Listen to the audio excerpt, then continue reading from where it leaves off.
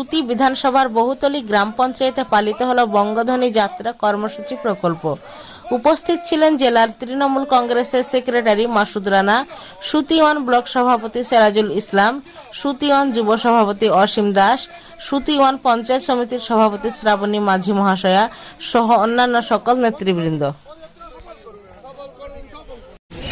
আপনারা জানেন যে বঙ্গধ্বনি যাত্রা 11 তারিখ থেকে শুরু হয়েছে।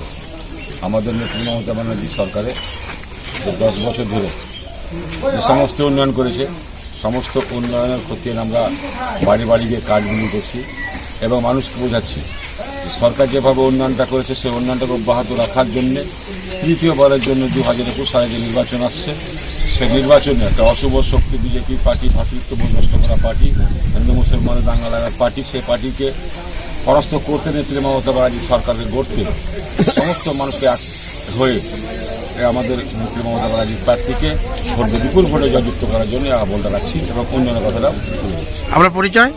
আমি সিরাজুল ইসলাম, সভাপতি সুতি 1। আপনার ছেলে মেয়েদের উজ্জ্বল ভবিষ্যৎ গড়ার জন্য আজই যোগাযোগ করুন ডাইভারশন একাডেমিতে। ডাইভারশন একাডেমি একটি আবাসিক ও অনাবাসিক শিক্ষা প্রতিষ্ঠান। এই স্কুলে নার্সারি থেকে 10ম শ্রেণী পর্যন্ত ছাত্রছাত্রীদের ভর্তি চলছে। যোগাযোগ নম্বর, যোগাযোগ ঠিকানা গিয়াস মোড়, চাঁদনি চক সংলগ্ন, সুতি, মুর্শিদাবাদ। দুয়ারে সরকার কেমন লাগছে আপনাদের? এটা তো অত্যন্ত ভালো এবং খুব গর্বের বিষয়, কারণ সারা পশ্চিমবঙ্গ নয়, শুধু ভারতবর্ষ নয়, গোটা পৃথিবীতে এইরকম কোনো প্রোগ্রাম দেখতে পাওয়া যায় না যে দুয়ারে দুয়ারে সরকার পৌঁছায়।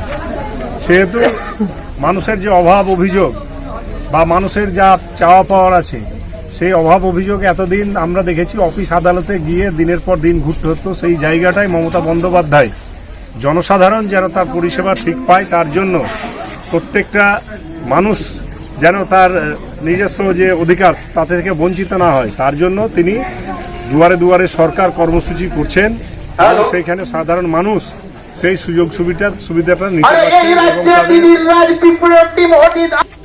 দিদি সেই ব্যবস্থা করেছেন এবং মানুষ অত্যন্ত উৎসাহের সাথে এই দুয়ারে দুয়ারে সরকারের যে কর্মসূচি তাতে অংশগ্রহণ করছে এবং তাদের অভিযোগ জানাচ্ছেন, তাদের দাবি দেওয়া জানাচ্ছেন এবং সেই মতন আগামী দিনে এবং বর্তমানে যা যা সম্ভব সমস্তটাই সমাধান হচ্ছে। এই যে একগুচ্ছ প্রকল্প নিয়ে এসেছে মমতা সরকার বা পশ্চিমবঙ্গ সরকার, এই যে এতগুলো প্রকল্প, আপনি কি বলবেন পাবলিকে এত স্কিম নিয়ে? এটা তো একটা ঐতিহাসিক সিদ্ধান্ত দিদি, কারণ এই সিদ্ধান্ত এর আগে আমরা অনেক মুখ্যমন্ত্রী দেখেছি, আজ পর্যন্ত জনসাধারণকে নিয়ে ভেবেছেন বলে এরকম কোনো মুখ্যমন্ত্রী আমরা দেখিনি। সত্যিকারের মানবিক যদি মুখ হয়, মানবিক মুখ্যমন্ত্রী হয়, তিনি হচ্ছেন মমতা বন্দ্যোপাধ্যায়। এবং জনসাধারণ যে অভাব অভিযোগ তিনি যে বুঝতে পেরেছেন, তিনি যে এলাকা এলাকায় পরিদর্শন করেন, তিনি প্রশাসনিক বৈঠক করেন, সেখান থেকে তিনি অনুভব করতে পেরেছেন, তার জন্য তিনি একটার পর একটা তিনি প্রকল্প ঘোষণা করেছেন। কারণ গ্রামগঞ্জে আমাদের শিক্ষার মান অত্যন্ত নিম্নমুখী ছিল, সেইখানে দিদির যে উদ্যোগ, সেই উদ্যোগে আজকে অনেকটাই ঊর্ধ্বমুখী এবং ভারতবর্ষের আমরা প্রথম জায়গায় এসেছি। কৃষি ক্ষেত্রেও আমরা ভারতবর্ষের প্রথম জায়গা অর্জন করেছি, অর্থনৈতিক ক্ষেত্রেও আমরা ভারতবর্ষের মধ্যে 1 নম্বর জায়গায় আছি। আজকে দিদির এই সব কর্মসূচির ফলে আমরা কিন্তু এই জায়গায় পৌঁছাতে পেরেছি। আপনার পরিচয়? আমি মাসুদ রানা, মুর্শিদাবাদ জেলা তৃণমূল কংগ্রেসের সম্পাদক।